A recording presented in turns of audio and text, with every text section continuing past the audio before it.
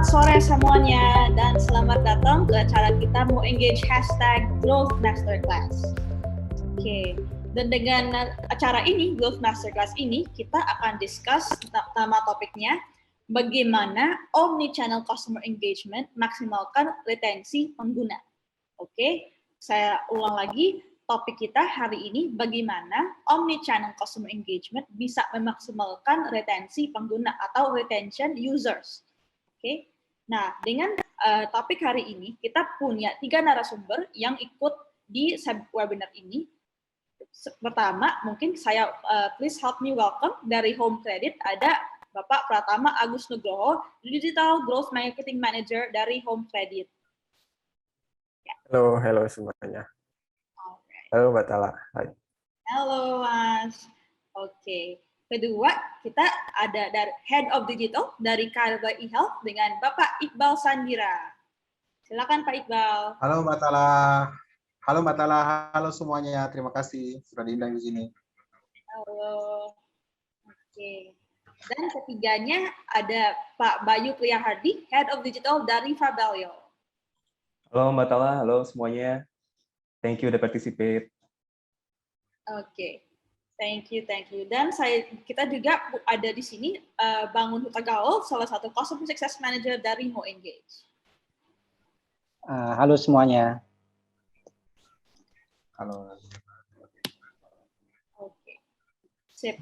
Oke, kita langsung mulai dengan topik kita hari ini, bagaimana omnichannel customer engagement memaksimalkan retensi pengguna. Mungkin kita bisa mulai dengan pertanyaan lebih ini dulu lah, warm up dulu gitu intinya. Oke, pertanyaan pertamanya yang kita mau discuss sekarang, misalnya mungkin untuk perusahaan baru ya, atau organisasi baru atau brand baru yang baru mulai dengan omnichannel marketing atau engagement, yang mungkin masih kosong lah dengan topik ini. Advice kalian untuk brand ini atau organization ini gimana ya? Mungkin kita bisa start dengan Mas Pratama, silakan untuk advice-nya. Oke, halo Mbak Tala. Sure, thank you for the question. So, mungkin aku share pengalaman pribadi kan. Jadi tadi pertanyaannya adalah kalau misalnya new company kayak kita belum ke-expose dengan hal semacam omnichannel sebagai engagement ke customer. Mungkin apa ya? Kalau aku dulu dari experience sih, true. I wish I have this earlier, much earlier lah, kayak sebelum mulai. Jadi dulu aku sempat kerja di beberapa startup juga, terutama, dan of course omnichannel itu I wish I have it earlier. Jadi apa ya, mungkin ketika aku mau memulai untuk memutuskan terjun ke omnichannel adalah something yang I feel that I need to actually aware is the needs of the company itself. Kayak of course kayak we have some kind of business and company, right, kayak B2B, B2C and other different industry is also providing different point of view in terms of business. Terus terutama selanjutnya dilanjutkan dengan what kind of digital channel, digital engagement atau digital activity yang sebenarnya mau kita lakukan. Nah, mungkin dari situ baru aku mau coba cocokin dengan calon customer yang sebenarnya mau coba aku reach. Jadi kan kayak the business untuk bisa nyampe ke customer kan kayak salah satunya kita pakai digital channel, kayak entah itu advertising, website, mobile app, customer service, and so on. Sebenarnya ada banyak cara yang sebenarnya kita bisa pikirkan dulu. Jadi mungkin kalau dari sana, once I know that what is the needs, what is the company direction, definitely yang bakalan aku coba adalah I try all the channel dari sana, and then see the prospect from each channel, mana yang sebenarnya bisa bawain traffic atau misalnya bawain result yang paling tinggi. Baru mungkin abis dari sana kelihatan bahwa oke, kayak we find some pattern. Mungkin dari pattern ini kita bisa automate nih. Karena menurut aku omnichannel, what is omnichannel itu adalah sebenarnya gimana kayak kita bisa mix atau misalnya combine any channel, mau itu digital dan offline, dan providing some seamless experience ke customer. Jadi ketika customer landing on website, mereka pakai mobile app, mereka bahkan see some advertising di Facebook atau di Instagram, it's all aligned, it's all relevant to them. Jadi I suppose sih, from my advice, from my experience, this is definitely what things that need to consider sebelum akhirnya kita mau jump ke ke omni-channel, what kind of digital campaign that you would like to have, and see omni-channel itu bisa jadi solusi. Tapi sebelum kita jump to the solution, let's admit and let's understand the business and the demand from our audience dulu. Mungkin gitu ya kali Mbak Tala ya, from my own perspective. Thank you untuk jawabannya yang pertama. Oke, mungkin kita lanjut ke Pak Iqbal. Mungkin bagaimana advice-nya, dan misalnya kalau sekarang kan Pak Iqbal udah pengalaman nih. Misalnya kalau dapat kesempatan untuk bisa mulai lagi atau start dari nol ya, dari perusahaan baru, misalnya di situ learnings yang di-apply juga sekarang apa aja ya, misalnya selain advice untuk orang-orang baru gitu. Oke, sebenarnya ini bukan barang yang kalau dibilang baru, Kalbe ya, Kalbe e-health secara umum dan beberapa brand itu masih ada yang baru. Nah, jadi menurut saya sih ini bukan PR yang pertanyaan yang asing sih buat saya. Nah, kalau saya sih bisa beri saran. Pertama, saya sarankan agar setiap brand itu yang omnichannel itu memperkuat strategi menuju brand equity-nya. Nah, bisa saja sih ada brand yang tidak perlu dengan brand equity karena tidak menjadi prioritas. Ada dan ada yang seperti itu. Tapi dari pengalaman saya secara omnichannel, biasanya brand itu di tengah jalan ketika dia tidak punya brand priority, brand equity, dia atau keunikan brandnya, dia akan kehilangan arah atau melemah di tengah jalan. Kenapa? Karena demand-nya stagnan bahkan menurun. Itu sih pengalaman saya. Jadi percuma kita drive traffic banyak-banyak, tapi kemudian dia tidak convert. Nah, disinilah kemudian yang harus dijawab bahwa kita harus mengetahui brand equity ini mau dibawa kemana. Karena saya sudah memperhatikan bahwa brand-brand yang bisa melawan dominasi brand yang besar, ya contohnya e-commerce ya. Biasanya kalau saya cek 20 besar e-commerce terbesar di Indonesia, yang bisa melawan e-commerce besar adalah e-commerce yang punya touch point di offline. Ya, yang saya lihat ya, saya tidak bisa sebut merek di sini. Itu yang saya lihat. Nah, kalau e-commerce yang tidak full e-commerce B2C, rata-rata mereka sudah habis-habisan dengan brandnya, bisa 4 atau 5 tahun dibangun. Nah, yang kedua, terus e-commerce, brand positioning ini lahir dari experience yang kuat, baik di offline maupun offline, terutama dari touch point-nya ya, masing-masing. Intinya kalau saya, setelah brand equity, perkuat touch point-nya. Gitu. Perkuat touch point-nya salah satunya dengan dukungan tools atau sistem CRM yang helpful seperti Engage. Itu. Kemudian yang ketiga, terkait touch point tadi, yang setelah kita perkuat, maka pastikan bahwa touch point tersebut melahirkan keunikan. Gitu. Misalnya dalam jarak 1 kilometer pasti ada tokonya, contoh ya, contoh. Jadi dia touch point itu betul-betul melahirkan unique value-nya, tidak mubazir tapi efisien. Seperti itu Mbak Tala dari saya. Oke, jadi kalau saya bisa samarikan lebih harus ada arahan dari brand dulu, maksudnya dari brand identity-nya yang tadi Pak Iqbal bilang, dari brand equity-nya gitu. Itu yang terutama gitu ya. Kalau mungkin advice yang dari marketingnya lain juga atau growth yang lain juga. Dan keduanya, kemudian perkuat touch point-nya. Touch point-nya perkuat. Apakah offline, online semua harus kuat. Kemudian dari situ kemudian lahir unique value-nya. Jadi itu semua 3 poin itu urutannya sih kalau saya. Jadi kapan ada yang hilang sih menurut saya, touch point-nya lemah, utamanya brand-brand yang baru lahir, ya segera cepat buat pivot yang baru ya kalau saya sih. Segera buat pivot yang baru. Tidak terperangkap dengan meratap dengan kenapa ini growth tidak ada, karena memang mungkin sudah exhausted lainnya ya. Salah satunya memang CRM tools itu helpful, tapi kan CRM tools itu lahir dari datangnya traffic yang sebelumnya tidak kenal gitu. CRM tools membantu ini. Kalau saya sih seperti itu, Mbak. Oke. Jadi perlu kuat di touch point-nya juga ya. Ya, betul. Oke, semoga teman-teman audiens kita bisa take note itu juga.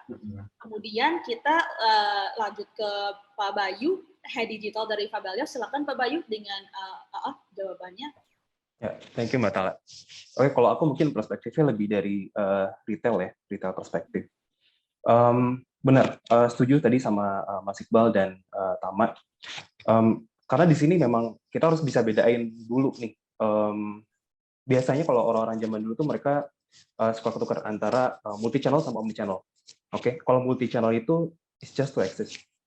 Tapi kalau omni channel itu to coexist. Jadi nggak hanya ada, tadi makanya betul tuh kata Mas Iqbal, kita harus ada di setiap touch points, di offline dan di online, dan itu harus integrated together. Dan harus ada teknologi yang bisa mensupport itu. Contohnya, kalau untuk di retail, paling simpel warehousing ya, karena untuk update stok. Kita ada online store, kita juga ada offline store. Kita ada website, kita ada showroom. Gimana caranya stok ini bisa akurat terus gitu. Ini pertama, ini paling esensial banget kalau untuk retail. Nah, terus berikutnya adalah selain convenience, teknologi convenience, kita juga untuk customer convenience-nya. Jadi sebisa mungkin kita nggak tahu dari segmentasi audiens kita, mungkin kalau di Fabilio ini ada yang nuclear family, yang mungkin udah punya 2 anak yang udah mau kuliah gitu ya, atau ada juga orang yang baru pindah ke apartemen karena mereka baru dapat kerja. Biasanya ini untuk yang eksekutif gitu. Nah, kita nggak tahu tuh, mereka lebih prefer untuk purchase di online atau mereka lebih prefer untuk purchase di offline. Jadi dengan kita punya teknologi yang bisa membuat semua touchpoint ini seamless, itu akan menggunakan mereka gitu. Jadi contohnya kalau di retail, satu framework yang kita percaya itu adalah ZMOD sebetulnya. ZMOD itu Zero Moment of Truth. Jadi ada seperti biasa ada awareness, consideration, purchase, retention. Retention itu setelah customer purchase, kita mau return mereka lagi untuk akhirnya mereka making second purchase, third purchase, fourth purchase, and so on. Terus advocacy. Advocacy ini buat sampai akhirnya mereka percaya sama brand kita, trust sama brand kita, dan kita harus engage terus sama mereka. Customer engagement prosesnya gimana kalau di Fabilio? Kita ada 3 channel, online, offline, sama word of mouth. Sebetulnya word of mouth ini nggak bisa dibilang sebagai channel, cuman aku treat sebagai channel. Kenapa? Karena penting untuk mempengaruhi buying decision untuk user. Kayak kalau aku mau beli sofa, aku pasti ngecek ke teman aku, lo beli di mana? Di IKEA, kalau nggak di Fabilio, kalau nggak di Deco Rumah, gitu. Mereka pasti akan tanya dulu. Gitu. Terus setelah itu mereka akan kemana sih user ini? Setelah mereka dapat info, misal dari online mereka dapat banners, kalau dari offline mungkin mereka dapat radio atau T-banners atau flyers and so on, mereka akan penasaran.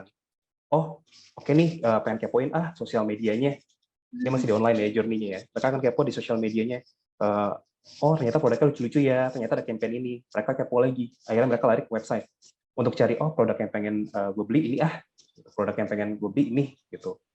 Nah, di Fabilio salah satu kelebihannya adalah customer bisa cek stok furniture di setiap showroom dari PDP kita, dari product page kita. Jadi tinggal dipencet aja di atas kiri, nanti langsung kelihatan showroom A, B, C, stok untuk barang ini berapa. Itu udah mulai kerasa omnichannel-nya. Karena kita ingin mereka convert di showroom, dan di showroom mereka bisa ngecek harga melalui barcode atau stok lain yang mirip melalui barcode, yang bisa dilihat di online, di website gitu. Ini still on project sih, tapi ini sebagai ini aja sneak peek. Nah, lalu dari website, dan akhirnya mereka tertarik untuk visit di offline atau mereka kontak TA misalnya. Tapi let's assume mereka tertarik untuk offline, mereka bisa akan cek tuh dengan customer service yang seperti ini ada nggak, sampai akhirnya mereka ngelakuin purchase. Setelah beberapa hari, akhirnya produknya datang ke rumah mereka, customer receive produknya. Tapi nggak sampai di situ, kita nggak beli sampai di situ. Orang beli sofa biasanya kan mereka butuh karpet. Nah, jadi kita manfaatin lagi email, WhatsApp untuk nge-retain lagi. Kita cross sell gitu.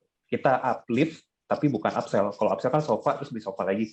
Ini kita cross sell nih, kayak udah beli sofa terus beli karpet lagi. Karena orang beli sofa kan jangka 5 tahun, 6 tahun, 7 tahun gitu ya. Jadi agak susah buat kita upsell. Tapi lebih ke cross sell. Kategorinya beda. Beli sofa, terus beli karpet, terus beli coffee table misalkan, itu kita lakuin lewat email gitu. Lalu setelah itu mereka punya good relationship, mereka punya good experience, mereka percaya dengan brand kita. Berikutnya mereka pasti akan post good reviews di sosial mereka. Ini akan menjadi word of mouth. Ini aku bilang tadi, word of mouth is important. Gitu. Dan kalau kita lihat framework-nya, kalau dari Zimo tadi, dari awareness, consideration, purchase, retention, and advocacy, kita harus plot setiap touch points tadi dari channel-channel tadi di journey yang tepat. Di awareness misalnya kita punya social ads, kita punya display ads, kita punya billboard, di banner, radio, car branding. Terus di consideration ketika mereka udah pengen beli, kita kasih flyer, terus di sini udah mulai kayak ada remarketing gitu ya. Remarketing juga bisa melalui email atau WhatsApp. Terus ada advertorial, terus di artikel gitu, terus ada shop profile. Nanti semua matriksnya, media matrix bukan business matrix, media matrix seperti impressions, click dan traffic, eyeball, semua segala macam itu harus berdasarkan populasi dari persona yang ingin ditargetkan. Gitu. Jadi setiap brand itu pasti punya persona. Nah dari situ ya. Lalu berikutnya ke purchase. Mereka purchase akhirnya end up in showroom atau virtual assistant atau e-commerce. Di showroom itu, dari semuanya itu, matriks yang pasti harus ada adalah orders. Berikutnya akan naik ke atas. Jadi bottom to top ya. Dari orders dulu, terus dilihat ke atas. Oke, di showroom nih, average order value-nya setiap mereka order tuh segini. Berarti ntar tinggal dikaliin tuh. Kayak, oh potential revenue-nya segini ya. Untuk dapetin 10 order, kita harus, kalau di showroom misalnya footfall harus berapa. Kalau di virtual assistant, tiketnya harus berapa. Sampai akhirnya orang bisa convert berapa tiket. Kalau di website berapa sessions yang akhirnya bisa mengenerate 10 atau satu transactions seperti itu. Lalu di retention kita punya, mereka udah jadi customer bahasanya, udah jadi customer kita karena mereka udah purchase, kita nggak mau lepas mereka, kita harus naikin lifetime value mereka. Jadi setelah mereka purchase, mereka misalnya order value-nya 900.000, kita mau naikin mereka jadi 1,2. Nah disinilah CRM itu penting sekali, karena kalau nggak ada CRM, kita nggak bisa nge-uplift mereka gitu. Makanya nanti kita lihat nih email send-nya yang dibutuhkan berapa untuk akhirnya emailnya bisa open nih, contohnya email aja ya. Untuk emailnya akhirnya bisa open, terus dari email itu akan kebuka jadi berapa sampai akhirnya mereka visit ke website. Kalau di aku core asetnya website. Dari website itu nanti add to cart-nya berapa persen, terus nanti lari ke transactions, terus setiap transaction itu akan generate berapa order value, baru akhirnya jadi revenue. Kebayang ya, jadi flow-nya itu udah dari media matrix turun ke business matrix gitu. Lalu setelah itu baru kita di advokasi seperti aku bilang tadi, kita mulai kita collecting reviews melalui email juga collecting reviews-nya. Jadi kita tanya gimana pengalaman Anda gitu, kasih kita rating dong segini gitu. Nanti di sini juga teknologi penting.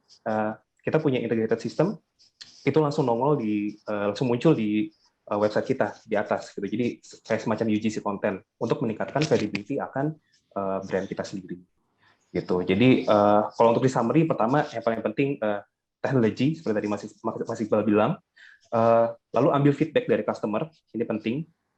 Terus kalau kita punya e-commerce platform, di maintain dan di-upgrade sebisa mungkin, harus keep up to date. Biasanya tech team tahu lah kalau punya tech team ya, itu untuk technicalities-nya. Terus kita juga harus eksis di conventional and non-conventional shipping and pickup options. Contohnya bisa self pickup, bisa online pickup, bisa gitu. Jadi seamless. Terus sama ikutin kalau udah ada brand-brand gede gitu ya, sering-sering cari informasi gimana sih day to day mereka, gimana sih bisnis mereka berkembang gitu. Jadi kita ATM aja sama tiru modifikasi gitu. Sedikit-sedikit, sambil kita cari informasi terus mengenai teknologi yang sedang ada sekarang. So far kayak gitu sih kalau alasan aku untuk pakai omnichannel strategy ya, untuk menjawab marketing goals-nya. Pak Bayu untuk jawabannya cukup lengkap ya dan detail. Dari top funnel sampai bottom funnel, mungkin kalau audiens kita masih baru dengan dunia ini, masih dapat introduction-nya lah. Kalau marketing itu pasti dari top funnel sampai bottom funnel ada satu-satu touch point ya, seperti tadi sama Pak Iqbal dan Mas Bayu. Pertama, touch point satu-satu based on behavior mereka, preference-nya gitu kan ya. Terus misalnya past behavior-nya, misalnya seperti tadi, Mas Bayu, oke, ini yang udah pernah beli sofa, berarti kita bisa engage lagi nih dengan misalnya cross-sell, upsell-nya begitu. Jadi itu kita sudah dapat full view. Misalnya untuk strategi customer engagement itu ternyata it's very ini ya, maksudnya end-to-end. Betul. Contohnya mungkin kalau ada di sini mungkin dari participants yang handle perishable product, contohnya kayak popok bayi gitu ya. Popok bayi itu kebalik, dia penting untuk di-upsell. Karena itu perishable dan orang terus-menerus beli, itu kebutuhan primary needs kayak sabun, sampo gitu. Jadi memang strateginya tinggal diganti aja untuk upsell untuk produk yang sama. Jadi applicable untuk semua. Oke, terima kasih lagi Mas Bayu. Oke. Sekarang kita sudah dapat advice nih, misalnya kalau audiens kita seorang yang baru mulai atau punya tim atau punya organisasi atau aplikasi website yang masih masih baru ya, dan maksudnya masih mikir strateginya gimana untuk omni channel engagement. Sekarang kita sudah dapat advice-nya. Nah, kedua, sekarang kita coba, karena kita udah ada nih ide, misalnya engagement strateginya gimana. Kalau pertanyaan keduanya, kalau kita sudah dapat semua data itu, kita udah tahu kan behavior-nya gimana, journey-nya gimana. Nah, untuk mendeliver omni-channel experience, itu kan butuh insight dari customer. Data dari customer sangat kritikal, gitu kan. Tapi kalau kita analisa semua data ini, itu tidak gampang. Misalnya understanding customer segment, understanding journey mereka, understanding, ini kan sangat, maksudnya banyak data yang perlu kita analisa, gitu kan ya. Mungkin untuk Anda dengan narasumber kita di sini, bagaimana Anda manage ini, dan mungkin kalau ada tips misalnya tools apa sih atau tech stack-nya apa untuk bisa menganalisa semua data ini. Mungkin kita bisa mulai lagi dengan Mas Tama, silakan. Oke, thank you Mbak Tal. Oke, aku sih tadi kalau dengerin kata Mas Bayu kayak udah lengkap banget. Kayak mungkin tadi juga seperti dibahas dikit sama Mas Bayu sih. Jadi mungkin kayak of course omni-channel tuh yang pengen kita improve nomor satu itu adalah experience dari customer-nya. Kayak gimana dia lihat relevansi. Misalnya tadi kayak aku nyontohin ke case-nya aku ya di Home Credit. Misalnya kayak kita sebagai pengguna baru ketika datang ke website, kita udah register tapi kita belum purchase. Misalnya dari website kita misalnya next-nya kita download mobile app. Terus next-nya lagi kita bakalan dapat ads di Facebook atau di Instagram. Kayak as a customer, yang pengen aku expect adalah ketika aku masuk ke website, mobile app, di sosial media, itu aku bakalan dapat message yang sebenarnya relevan dengan apa yang state aku as a new customer. Jangan sampai misalnya aku udah daftar di mobile app, di website, dan aku udah dapat promo untuk pengguna baru di mobile app, malah aku ditawarin promo untuk untuk orang yang udah pernah bertransaksi lebih dari satu kali. Kayak itu kan sebenarnya experience yang mungkin kurang enak buat dari sisi customer kan.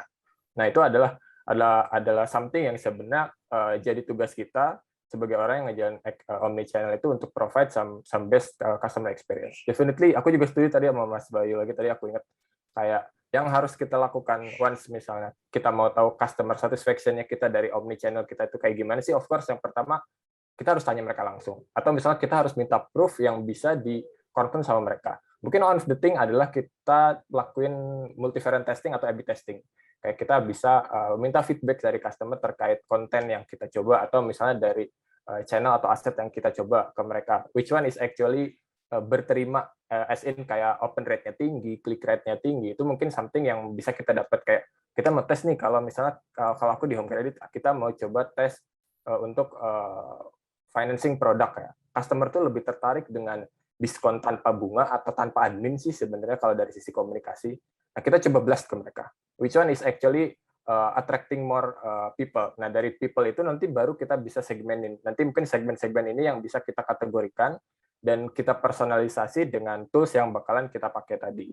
Nah, mungkin untuk melakukan semuanya ya, kayak I would say definitely technology is one of the thing. Kayak aku inget banget dulu kerja di startup yang sebenarnya semuanya serba manual. Yes, we do have a tech team, tapi sebenarnya repot banget kalau aku as a digital marketer, kalau misalnya ada something to implement itu dikit-dikit ke IT perlu waktu, development it's so lame kan, kayak itu bukan best practice sebagai kita emang orang yang pengen nyoba untuk enhance customer experience over and over again.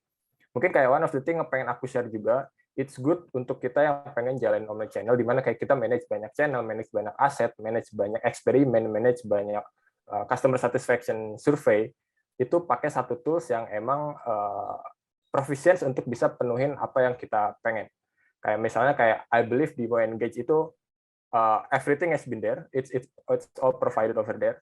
Kayak kita mau coba A/B testing, multivariate testing, it's there. Di channel manapun I believe it's there. Kayak kita bisa coba sesuka kita, aset apa, kopinya apa, kita bisa coba survei, kayak kita mau nge-blast apa aja, terus kayak kita mau coba jalanin survei di based on event, kayak misalnya kita mau coba jalanin survei di funnel A, B, C, ketika orang misalnya add to cart tapi mereka nggak purchase, nggak payment, kita tanya ke mereka kayak, hey, kamu kenapa sih nggak purchase? Atau misalnya kita coba lempar satu push notification atau any other channel yang sebenarnya ngasih different perspektif kayak kamu udah punya barang di cart kamu tapi kamu nggak convert, coba promo, atau misalnya kita coba ingetin dengan cara lain non promo kayak komunikasi kayak gitu kan sebenarnya kayak the way kita pengen mencoba untuk make the customer experience itu great kan.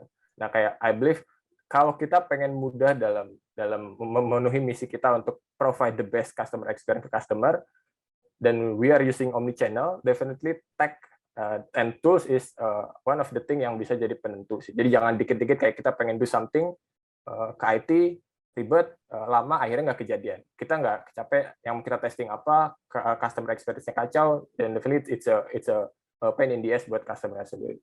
Jadi kayak I prefer kalau misalnya kita butuh bantuan teknologi, pick something yang emang bisa kira-kira kita execute sendiri.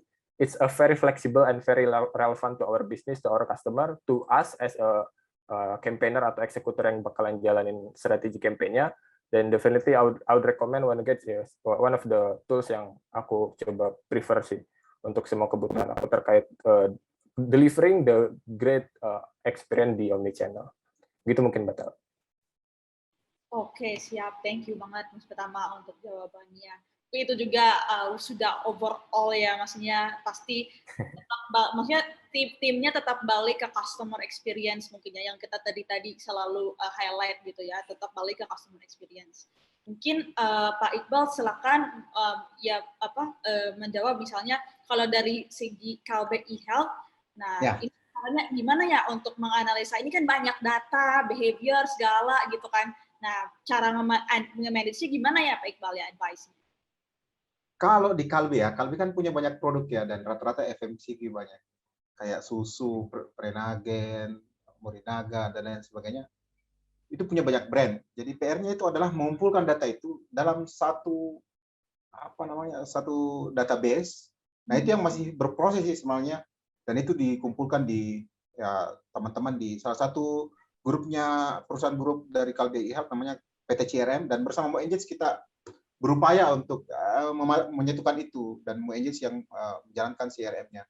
Tapi harus saya akui bahwa Kalbe eHealth khusus untuk brand, khusus untuk e-commerce-nya kita belum maksimal menangani hal ini. Makanya kalau untuk pekerjaan melakukan segmentasi, user journey mapping, mengerti reason-reason di baliknya, kalau menurut saya sih hal yang sangat detail ya. Sedangkan kita apalagi secara digital ya, apalagi konteksnya adalah digital, maka kita yang terbiasa bekerja secara offline dan lain sebagainya, itu berupaya mengumpulkan datanya, dan itu kita terbantu sekali dengan keberadaan MoEngage secara umum, bahwa setidaknya kita punya tools yang membantu itu. Ya, dengan beberapa database-database yang berbeda, seperti itu. Kita berupaya untuk menyatukan itu, dan begitulah kita cara manage-nya. Berupaya untuk menggabungkan antara CRM tools di offline dan data-data di offline. Seperti itu sih, Mbak.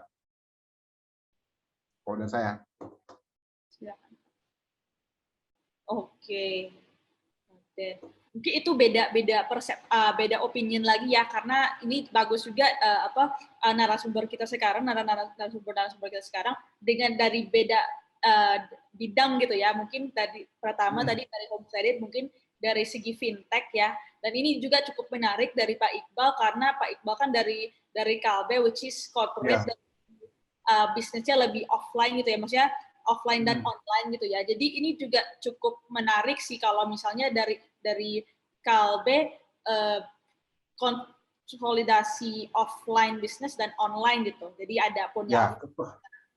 Intinya adalah bagaimana cara mengumpulkan seluruh data dari seluruh brand Kalbe itu di satu payung. Itu saja, itu butuh proses, dan sekarang masih terus berjalan, Mbak. Seperti itu. Saya kira Mbak Tala sendiri terlibat dengan hal itu Mbak Divya di MoEngage itu membantu kami di PT Cakrarada Mustika, namanya PT CRM, salah satu grup Kalbe eHealth, itu untuk melakukan konsolidasi data antara yang ada di database corporate di Kalbe itu ke digital. Nah, ini yang jadi PR seperti itu. Ini yang masih butuh, kita butuh waktu. Ya, semoga secepatnya lah kita dapat solusinya. Bukan solusinya, cepat penyelesaiannya. Seperti itu. Thank you Pak Iqbal untuk jawabannya. Mungkin kita sekarang dapat perspektif dari Pak Bayu dengan perspektif retail sekarang, perspektif retail, dan mungkin lebih ke website ya asetnya ya. Silakan. Ya, kalau dari Fabelio, metode aku lebih cari tahu dulu customer concern dan motivation-nya apa. Jadi kita segmentasiin, kita bikin persona untuk beberapa audiens kita. Jadi yang pertama tuh single young professionals, yang kedua itu newlyweds, yang ketiga itu nuclear family. Jadi single young professionals ini nanti sebelum kita move ke gimana teknologinya ya. Single young professionals itu contohnya kayak tadi aku bilang mereka udah mau move ke apartemen gitu ya. Concernnya apa? Biasanya lebih ke budget gitu. Berarti motivasinya untuk cari low value product. Kalau nggak misalnya concernnya small living space karena apartemen kan, kalau nggak kos-kosan. Jadi mereka butuh produk yang lebih ke compact design. Terus mereka sibuk biasanya, not having much time, jadi mereka harus bisa beli di showroom atau di online gitu, terserah mereka atau VA, for example. Kalau newlyweds, misalnya concern mereka lebih ke financing, mereka punya future value yang udah dihitung untuk pendidikan anaknya nanti gitu. Jadi lebih konservatif on quality but yet also convenient gitu. Jadi barangnya bagus, harganya juga nggak begitu mahal gitu. Yang penting masuk ke buying power mereka. Nah, biasanya ini lebih jatuh ke produk material gitu. Terus suka yang paket-paketan kayak whole package dapat semuanya. Kalau nuclear family yang terakhir itu biasanya udah punya rumah tapi pengen nge-replace furniture mereka dengan yang baru gitu. Atau enggak misalnya anak mereka baru pindah masuk kampus terus ngekos gitu. Mereka butuh produk yang bisa memprovide itu. Nah, jadi kalau kita udah tahu concern dan motivation-nya, barulah kita nanti bisa go to planning bit, terus kita bisa exercise channel mix-nya nanti. Nah, cara kita bisa tahu, pertanyaannya, cara kita bisa tahu semua data itu tuh gimana? Karena kita nggak mungkin nebak-nebak kan. Nah, ini setuju tuh sama tadi Tama dan Mas Iqbal udah bilang, jadi kita memang harus kolekin datanya dulu, itu langsung dari user. Ada dua cara dari ups and down-nya aku ya selama ini. Ada dua cara mahal atau cara murah. Kalau cara mahalnya, of course kita bisa pakai research platform. Aku nggak perlu sebutin namanya, tapi ada beberapa research platform. Bahkan mereka bisa tahu kayak brand kita tuh di posisi mana ya di market kayak gitu. Ada cara murahnya juga. Cara mudahnya contohnya kayak SurveyMonkey, pakai SurveyMonkey aja, terus di blast pakai email atau WhatsApp gitu ke existing customer kayak gitu kan kita bisa tahu kan insight dari mereka apa. Tinggal kita bikin predefined questions-nya aja. Anda masuknya ke yang mana nih? Behavior Anda seperti apa? Gitu. Mungkin setiap brand nanti teman-teman mungkin ada yang beda ya pertanyaannya gitu.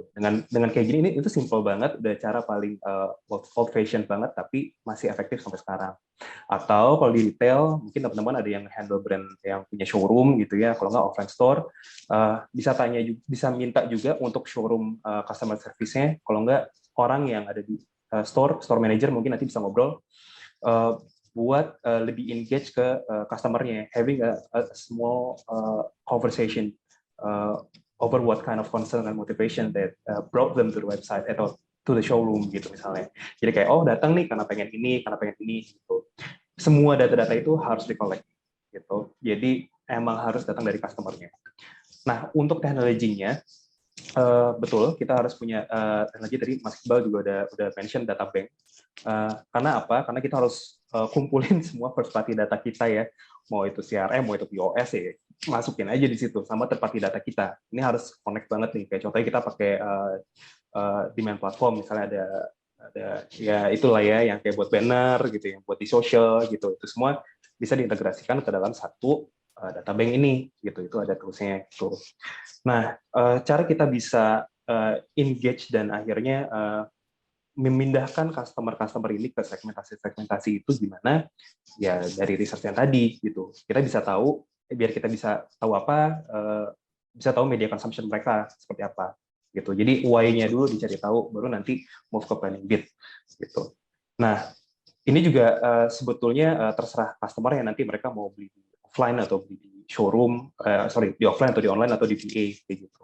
Nah, terus lainnya mungkin kalau di retail yang modelnya omnichannel kayak gini, pasti website kan kita website sama app, mungkin beberapa ada yang punya app ya. Kalau app mungkin lebih ke ada platformnya juga untuk app tracker, sama kalau di web tuh ada juga ada analytics-nya lah gitu. Nah, nanti kita bisa tahu tuh traffic-nya datang dari mana, terus abis itu mereka mau kemana gitu. Dari sini kita bisa bikin satu behavior forecasting dari situ yang nanti bisa diturunin lagi untuk kita bisa approach mereka melalui email atau WhatsApp gitu. Nah, kalau udah ke email atau WhatsApp, berarti mereka harus apa? Mereka harus register. Mereka harus caranya gimana? Kalau di online, biasanya kita kasih promotion. Oke, untuk yang register dapat 5% diskon gitu. As long kita bisa collect data mereka. Kalau di offline, biasanya kayak ada membership, terus biasanya scan barcode gitu ya. Mungkin beberapa teman-teman ada kayak, oh iya untuk masuk nih, untuk cek suhu gitu ya, scan dulu dong gitu. Padahal bisa di-collect juga datanya gitu. Tapi balik lagi, biar mereka harus punya konsen akan itu ya gitu. Nah, nanti data-data itu bisa digunain untuk akhirnya kita nge-reach out main target kita tadi. Kalau aku yang tadi single yang profesional, newlyweds, queer family gitu. Persona-persona ini udah di segmentasi bentuknya email atau phone number, punya satu, tinggal di-blast ke mereka. Tinggal layeringnya apa? Oke, mereka lagi nyari sofa, mereka lagi nyari wardrobe, mereka lagi nyari tempat tidur gitu. Nah, dari situ baru nanti kita bisa kasih message yang beda gitu, communication yang beda gitu. Bahkan kalau misal bisa ngobrolin lagi tuh ke lokasi tuh bisa gitu. Kayaknya Moengage bisa deh, setahu aku. Tim aku ngejalanin untuk lokasi juga gitu. Itu pakai Moengage juga bisa gitu. Bisa dong, Pak. Iya, kayak gitu sih. Kalau dari aku kayak gitu ya. Pertama untuk summary aja, lebih cari tahu dulu concern motivation-nya apa, langsung dari customer-nya tadi yang seperti Mas Iqbal dan Tama bilang, terus di-track semua journey-nya, sama harus punya data bank yang bisa nge-collect semua datanya, terus bisa nge-hash. Kalau bisa, nantinya bisa di-pass over ke CRM platform. Contohnya kalau Moengage itu kemarin pakai product feed gitu ya, tinggal di set aja rules-nya gitu. Jadi nanti produk-produknya kita udah bikin gitu di Excel satu-satu, harganya segini gitu. Kalau ternyata customer-nya punya ketertarikan akan mau beli sofa gitu, ya nanti udah otomatis mereka ke survei tuh email yang datang tuh ya bentuknya sofa yang datang dari produk feed kita, udah ada harganya, udah ada namanya dan lain-lain kayak gitu. Tapi yang pertama paling penting, for and foremost, concern and motivation-nya harus dicari tahu dulu. Bikin persona yang baik, baru lanjutin ke planning. Oke, thank you Pak Bayu untuk jawabannya. Itu make sense banget ya. Maksud saya juga setuju banget. Maksudnya sebelum dari datanya, kadang kan kita langsung narik data atau kita langsung gathering data. Tapi masih nggak jelas nih sebenarnya datanya buat apa, gitu kan. Ya. Jadi kita align dulu tuh purpose-nya apa. Oke, purpose-nya untuk profiling. Profiling apa nih? Based on apa? Oke, kalau kita udah tahu itu purpose-nya apa, agendanya apa, baru data gathering gitu ya. Jadi itu make sense banget dan setuju banget. Sebelum kita gather the data, harus tahu dulu ini buat apa sih? Kenapa kita mesti gather data? Nah, gitu. Itu cukup membantu. Dan mungkin ini pertanyaan terakhir ya. Oke, sorry, kita sudah nggak ada, ya waktunya sudah kita mau selesai. Mungkin kita sekarang ambil pertanyaan dari audiens kita. Oke. Nah ini ada cukup menarik pertanyaan dari Nicholas. Dia pertanyaannya, apa kendala terbesar dari penerapan omnichannel? Mungkin ini salah satu big question dari yang mungkin setiap hari dihadapi sama Pak Iqbal, Pak Tama, dan Pak Bayu ya. Kendala terbesar di omnichannel itu, penerapan omnichannel itu apa ya? Mungkin kita bisa mulai lagi dengan Pak Pertama. Oke, thank you Pak Tama. Apa ya, kayak ya, nomor satu sih menurut aku kendala terbesar dari penerapan ya, berarti implementasi omnichannel itu adalah ketika kita harus melakukannya secara manual. Itu pasti susah dan almost impossible untuk kita bisa mencapai the objective untuk kita menerapin omnichannel-nya itu, which is untuk buat enhance customer experience. Itu hampir mustahil. Yang ada tuh kita capek, customer-nya nggak seneng, akhirnya the work goes for toss saja. Nah itu mungkin yang pertama sih. Yang kedua adalah ketika apa yang kita lakukan di omnichannel itu, kita udah melakukan banyak effort di banyak channel, online, offline, banyak website, mobile app. ads A, ads B, tapi semuanya tuh nggak mengerucut ke arah bisnis point of view, entah itu sales atau leads. Itu adalah sesuatu hal yang mungkin salah persepsi ketika kita merencanakan penerapan omnichannel dari awal. Jadi menurutku omnichannel tuh is always apa ya? Jadi kayak harus diimprove terus menerus. Just because kita udah naruh omnichannel, semua campaign, semua konten, semua channel udah kita set up, doesn't mean itu tuh adalah the best practice untuk kita bisa ngejalani si omnichannel. Perlu optimasi sana dan sini, dipasin lagi sama personanya kayak gimana. Kita nggak bisa mojokin satu persona dengan 1000 campaign bersamaan ke satu orang, dan ke orang kedua juga kita lempar campaign sama, itu nggak bisa. Jadi tetap omnichannel. Mungkin yang tadi yang pertama adalah ketika kita harus melakukannya manual, I suggest not, it's not omnichannel. Kalau misalnya semuanya harus manual, ujung-ujungnya nggak bakal achieve. Sama yang kedua adalah kita tetap harus bisa fokus dan optimasi agar si omnichannel ini bisa mengerucut ke arah bisnis perspektif, yaitu sales, conversion, kayak leads kayak tadi. Dan itu butuh optimasi. Cara untuk kita optimasinya ada banyak hal. Yang pertama tadi kayak kita reach out ke specific personas, apa yang sebenarnya mereka mau, gimana cara bisa buat mereka akhirnya convert, dari yang akhirnya nggak convert jadi convert, dari yang akhirnya belum register jadi register, dari yang akhirnya dari yang sebelumnya belum purchase jadi mau purchase, dari yang purchase sekali jadi purchase 2 kali. It's a part of the omnichannel objective. Jadi menurut aku kalau itu tidak diterapkan dengan baik, dan definitely your omnichannel it's not the right one. Gitu. Oke, thank you Mas Pratama untuk jawabannya. Dan ya sih, setuju juga. Maksudnya dari omnichannelnya itu, maksudnya perlu dari strateginya juga. Mungkin kalau makanya kita sekarang perlu automation tools, karena itu yang suatu yang kita solve, gitu kan. Kalau manual dengan sekarang aja yang udah punya tools masih susah gitu kan, apalagi yang masih basic banget gitu. Ya, betul. gitu. Jadi mungkin itu yang step pertama dulu. First step is go digital and automation. Ya, mungkin kita dapat dari situ.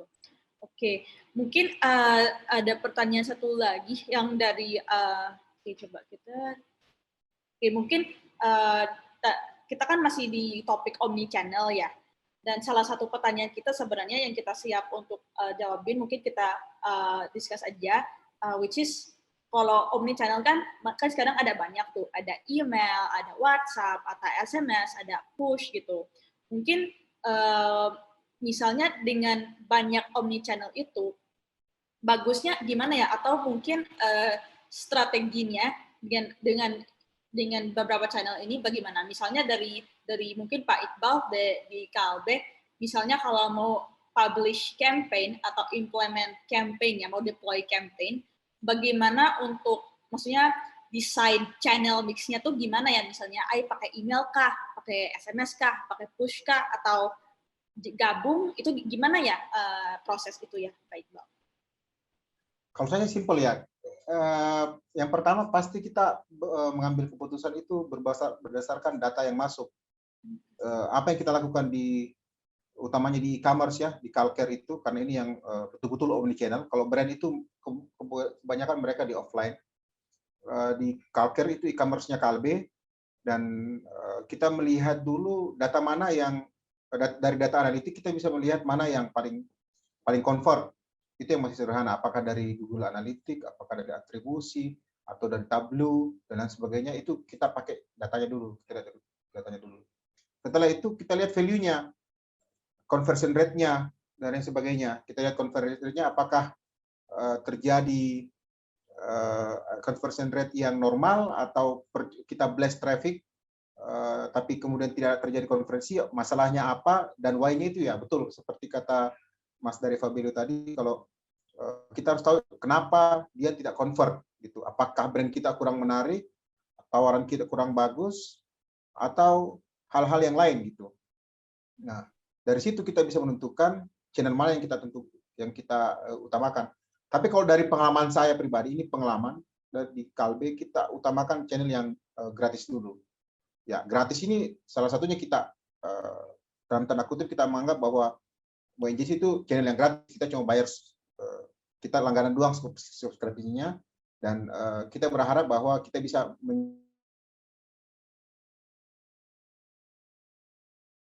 Baru setelah itu, baru kita mencoba channel-channel yang berbayar seperti ads dan lain sebagainya, remarketing dan lain sebagainya. Kalau saya seperti itu Mbak, sederhana aja. Oke, mungkin maaf sekali audiens kita waktunya sudah tidak cukup. Ya, itu. Terima kasih banyak dengan Kak Ika, Pak Pratama, Pak Bayu atas waktunya. Sama-sama Mbak Tala. Setelah sesi ini kita lanjut ke sesi kedua dengan Pak Bangun Huta Gaul. Dia akan mendemokan bagaimana ini kita mendeploy di Engage, misalnya teori-teori itu. Misalnya kita sekarang sudah discuss why-nya gitu kan, atau strateginya. Sekarang dengan Pak Bangun Huta Gaul dia akan discuss how to-nya gitu. Oke. Mungkin kalau Pak Bayu, Pak Pratama, Pak Iqbal, silakan kalau mau jawab pertanyaan di Q&A box kita, langsung jawab aja. Mungkin paralel Mas Bangun lagi demokan, silakan. Kalau jadi silakan audiens kita, kalau masih ada pertanyaan, silakan type di Q&A box kita aja ya di sini ya. Oke. Sip. Over to you, Pak Bangun. Ya, thank you Mbak Tala, thank you buat narasumber. Thank you buat semuanya yang masih ada di webinar kali ini. Ya, tema yang sangat menarik ya, bagaimana omnichannel kita bisa maksimalin gitu untuk retention customer. Ya, saya kan demo, pertama saya kenalkan diri saya Bangun Huta Gaul, saya selaku Customer Success Manager di MoEngage. Gitu. Nah, saya akan share screen saya akan demo terkait produk MoEngage terkait channel-channel atau omni-channel ini. Oke, yes, ini adalah dashboardnya MoEngage, bisa dilihat, dan di sini kita bisa melihat beberapa channel-channel atau yang kita sebutkan omni-channel dalam MoEngage. Ada push, ada email, ada SMS, ada in-app, on-site, dan macam-macamnya. Nah, selain itu juga, selain channel-channel ini, misalkan kita di push, ada kita sebutkan dengan one-time push, periodic push, ada juga berdasarkan automation itu berdasarkan event dan device serta location-nya. Nah, ini yang berdasarkan time periodic, jadi bisa sekali blast atau periodik berdasarkan waktunya. Nah, sama juga di email juga seperti itu. Kita juga ada berdasarkan automate email, berdasarkan event yang dilakukan si user, dan juga ada one time email beserta periodik email. Ini merupakan channel-channel dari MoEngage yang bisa dilihat dan bisa digunakan di dalam MoEngage. Nah, seperti yang dibilang tadi itu, kita belajar dari narasumber-narasumber, seberapa pentingnya omnichannel ini. Nah, kalau dilakukan secara manual atau satu-satu, itu tadi menurut Pak Pratama, Mas Pratama, itu cukup membebani oleh CRM-nya. Dan di MoEngage, tadi kita sudah bahas tentang omnichannel ini, dalam suatu campaign, kita bisa mengakomodir menggunakan multi atau omnichannel tersebut yang kita sebut dengan flows. Ya, ini adalah flows dari MoEngage. Nah, kita bisa buat, saya akan mendemokan bagaimana MoEngage ini dapat mengakomodir untuk penggunaan omnichannel dalam suatu campaign. Misalkan tadi yang disebutkan dari narasumber kita suatu punya event di mana si klien tersebut, si user, sudah melakukan add to cart, tetapi belum melakukan purchase. Jadi kita mau memberikan campaign kepada si user, hey, segera dilakukan check out karena kami punya promo, seperti itu. Jadi kita bisa buat flow name-nya di situ, purchase flow. Terus kita bisa goals-nya berarti kita pengen purchase completed gitu. Nah, kita bisa next di ini, dan di sini kita bisa melihat user entry flow itu berdasarkan on event trigger atau at fixed time. At fixed time tadi seperti yang saya sebutkan di awal, ini merupakan sekali atau berdasarkan waktu yang kita sudah setting gitu. Nah, juga ada on flow di exit-nya seperti itu. Tadi kita sebutkan on event trigger, misalkan use case-nya adalah user yang sudah melakukan add to cart, dan juga selain add to cart, dia masih belum melakukan purchase completed. Nah, setelah itu kita tunggu. Maksudnya setelah event-event if trigger-nya ini, kita tunggu delay-nya, kita kasih campaign, itu berapa waktu gitu setelah dia melakukan itu. Misalkan 2 jam, 2 hours, di sini di MoEngage bisa mengakomodir hari, hours, dan minutes. Kita misalkan 30 menit setelah melakukan event if ini. Kita next. Oke, kita di MoEngage juga bisa pilih audiensnya, bisa ke all user atau filter user by. All user berarti ke semua user, dan filter user by bisa berdasarkan propertinya. Misalkan berdasarkan gender, gitu, mau dikirimkan campaign ini hanya untuk kepada perempuan atau kepada laki-laki. Misalkan dari CRM-nya punya perspektif, oh ini lagi hari Kartini, untuk campaign ini dapat promo untuk perempuan, misalkan seperti itu. Nah, kita bisa pilih di sini adalah all user, kita bisa next, dan di sini kita bisa melihat entry-nya, di mana si user sudah melakukan add to cart at least one time, dan belum melakukan purchase, dan ini audiensnya all user. Nah, kita bisa melihat di sini, ketika melakukan sudah di entry condition ini, apa yang kita mau berikan gitu. Kayak tadi, kita di MoEngage itu ada beberapa channel, like email, push, SMS, onsite, in-app, dan Facebook. Ini sebenarnya kita bisa langsung men-setting campaign apa yang mau kita lakukan ketika si user sudah melakukan add to cart.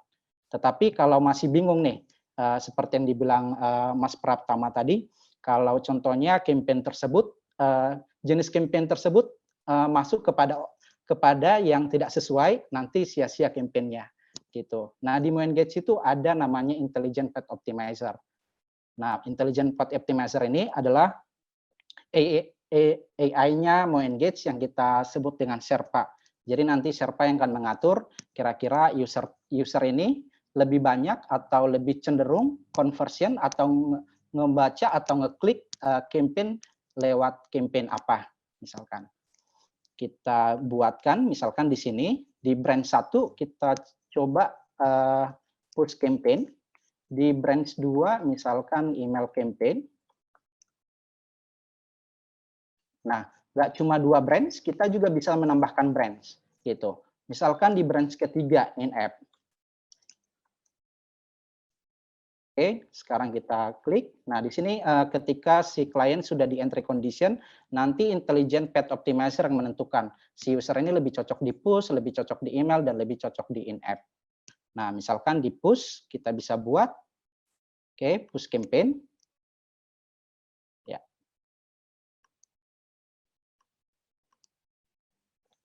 Nah, di push campaign, di MoEngage itu adalah bisa juga melakukan salah satu namanya user personalization atau berdasarkan atribut-atribut. Misalkan kita bisa manggil berdasarkan nama dari user kita.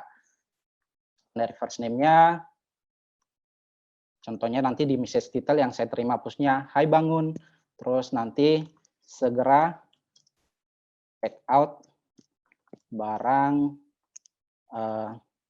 di keranjangmu, diskon 25% gitu. Jadi nanti ini adalah campaign yang kita berikan kepada user yang menerima push. Tetapi seperti tadi, selain ini juga kita bisa memberikan variation push kepada si user, kepada user-user yang menerima push dengan memberikan new variation gitu.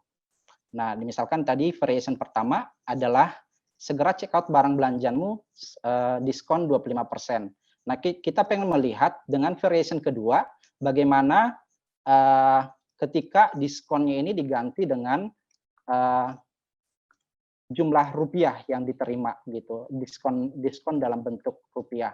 Jadi dengan ini membantu si dari tim digital marketingnya menganalisa ketika klik yang lebih banyak atau konversi paling banyak dengan variation apakah dengan menggunakan persen atau dengan menggunakan angka gitu. Jadi nanti dari CRM timnya bisa menentukan wah ini lebih banyak conversion dengan ketika menggunakan angka seperti itu. Jadi itu bisa lebih sering digunakan. Gitu. Oke, nah di sini di email juga kita bisa melakukan A/B testing. Nah, A/B testing di email lebih banyak kita melakukan di dalam subjek email tersebut. Misalkan kayak tadi,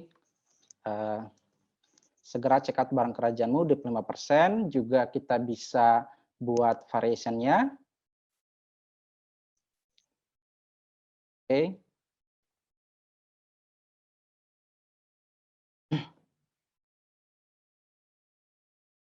Nah, dengan variation kedua, misalkan seperti yang tadi, dengan diskon maksimal Rp20.000. Itu. Nah, jadi nanti dari si Path Optimizer ini, ketika si user-user sudah melakukan add to cart dan sudah belum melakukan pembayaran atau purchase completed, dia akan memilih user ini lebih cocok masuk ke push atau masuk ke email atau masuk ke in-app gitu. Nah, terus setelah di Path Optimizer sudah mengirimkan push atau si user setelah menerima push, kira-kira kita pengen cek nih di flows itu kita bisa cek apakah setelah kita kirimkan push si user sudah melakukan event purchase completed seperti yang kita tentukan di awal tujuan kita membuat campaign ini. Nah, ketika hash dan event, contohnya kita cek apakah sudah melakukan purchase completed. Nah, ketika yes, misalkan kita bisa segera mengakhiri campaign ini. Atau oke, setelah dia melakukan yes, seperti yang tadi kita bilang itu, kita bisa juga melakukan namanya cross sell atau upsell. Misalkan kita kirim push lagi, gitu misalkan.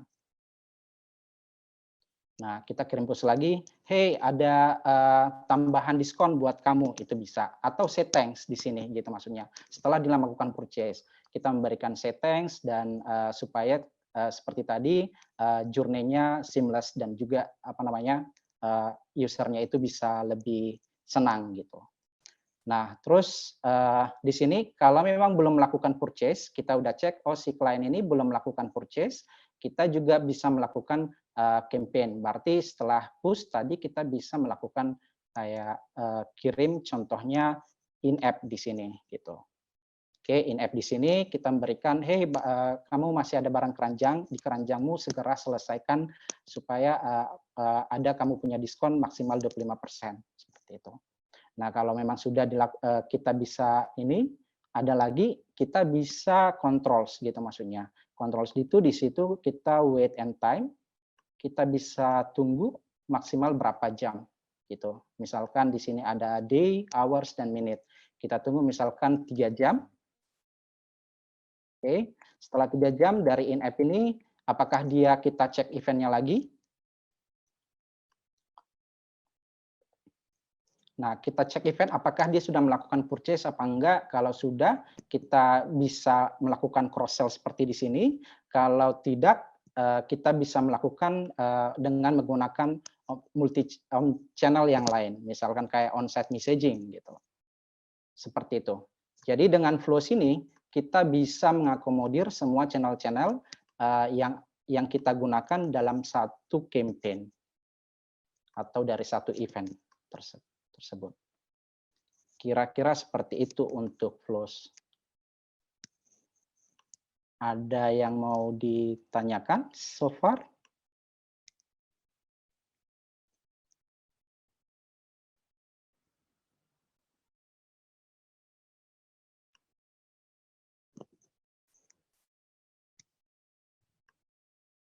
Oke, cukup dari saya Tala untuk demo kali ini.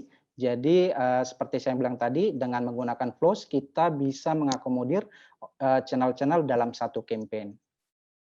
Oke, terima kasih banyak audiens kita sudah dari awal sampai sekarang udah kurang lebih sejam mendengari kita. Terima kasih banyak untuk sudah mendengari kita webinar ini dan demo untuk Mo Engage. Silakan kontak tim kita kalau ada pertanyaan lagi. We are very happy to help you. Kalau ada pertanyaan, mungkin ini Mo Engage-nya apa sih? Misalnya ini cara kita untuk mengimplement omni channel bagaimana atau yang lain, please silakan reach out ke tim kita. We're very happy to help you out. Oke, terima kasih lagi teman-teman. Have a nice day.